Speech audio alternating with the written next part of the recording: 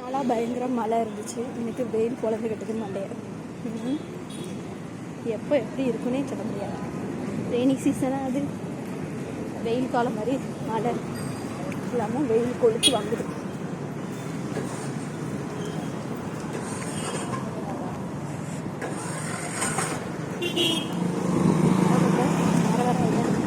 பையா ஒருத்தருமே காணும் ஸ்டாண்டில். நல்ல வேலை. இன்னைக்கு ஸ்கூலுக்கு ரொம்ப லேட் ஆகிட்டு கூப்பிடுது இருக்கு.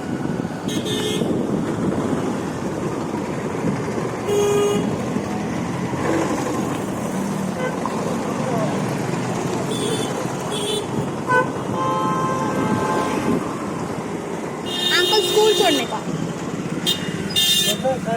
हाँ कार्मेल.